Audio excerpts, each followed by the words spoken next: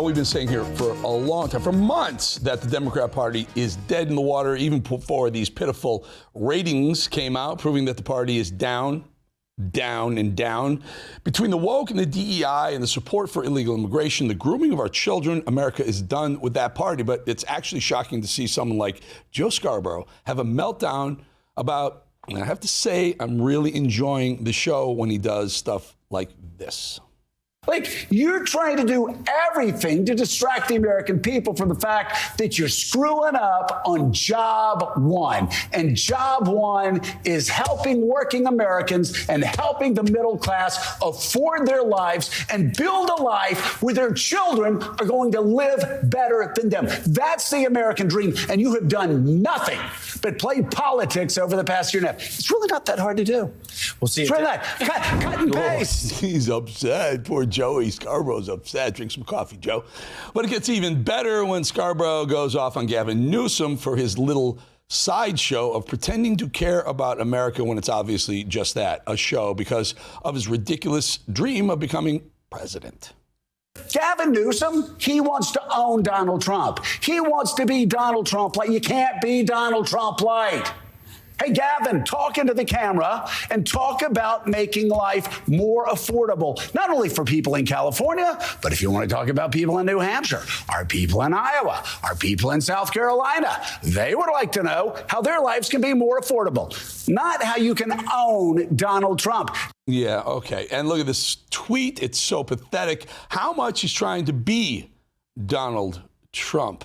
It's incredible. Gavin Newsom, I realized at some point, like Gavin Newsom, his only go-to is, I hate Trump as much as the rest of you Democrats that are voting for me.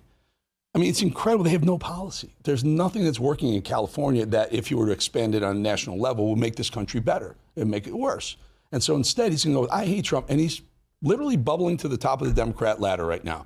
He and Jasmine Crockett, with her foul mouth, who hate Trump the most, are the biggest leaders in the Democrat Party right now. It's not just MSNBC. The entire leftist media machine seems to be collapsing in on itself. And they're coming for Gavin Newsom. I'm telling you, Gavin, it's never going to happen with this guy. Watch. Do Democrats want it? Okay, do Democrats want it?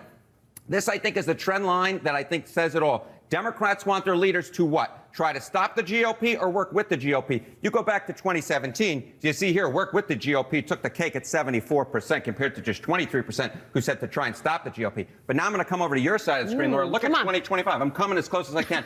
57% say they want the Democratic leaders to try and stop the GOP compared to just 42% who say they want them to work with the GOP. That is a major shift. And therein lies the problem. Instead of coming up with ideas that help the country, make it better, build on Trump's successes, they just want to say he was wrong.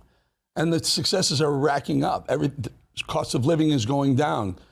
Quality of life is going up. Places getting safer. Americans are getting the jobs that other people were taking, illegals were taking. Stop it, Gavin Newsom. Americans are tired of your Trump derangement syndrome. All right, Mrs. Newsom is clearly in on her husband's performative antics, crying snowflake tears about deporting illegals. Shame on them for choosing cruelty, for terrifying families, ruining children's lives just to make a political point. Whose interpretation of Christian values is this? What happened to being the party of family values? This shouldn't be about politics. This should be about people, their well-being, our shared humanity. If you could see these families, hear from them, these moms, their children. Today I heard from community members who have lost loved ones to suicide because of the trauma and pain being inflicted on the immigrant community. If you looked into their eyes, you would understand, you would feel it. You would know this was wrong.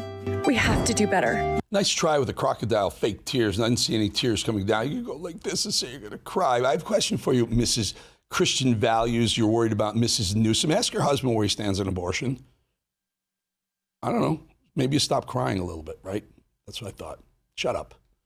And they wonder why their polling is so low. Clowns like Eric Swalwell continue to say ridiculous things to anyone who will listen. And as always, CNN loves to listen to Swalwell.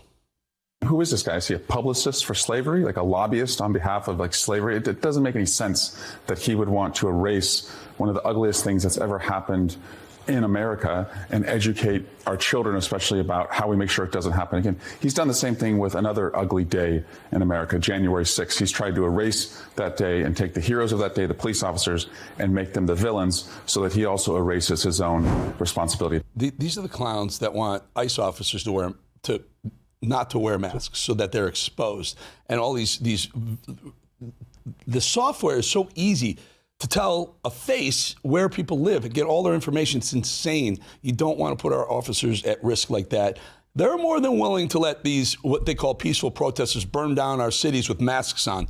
But God forbid you arrest someone and you're an ICE officer and you want your face covered because you don't want MS-13 or Tren del Agua to come after your family. They protect the wrong people, and that will always be the reason why Democrats will never win again. And yet another example of why America is done with the Democrat Party.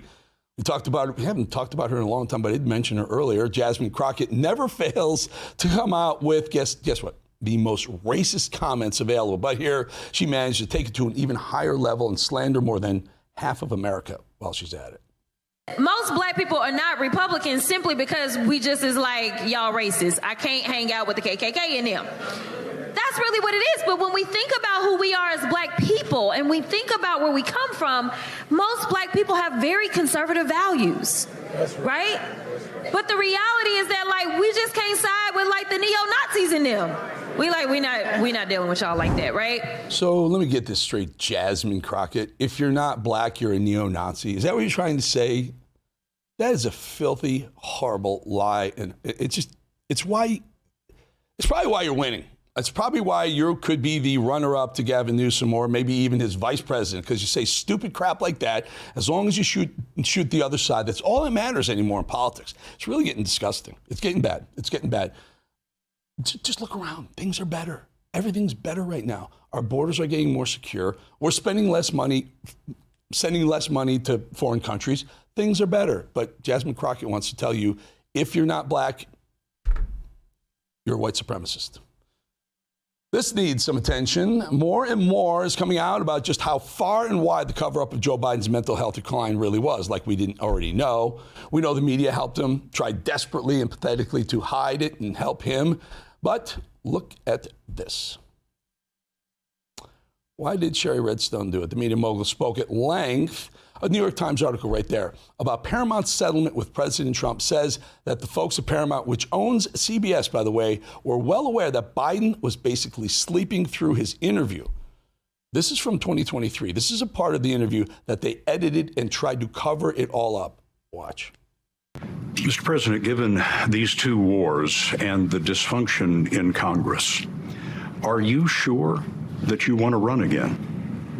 Yes, because I'm sure, look, when I ran, I said the world's at an inflection point.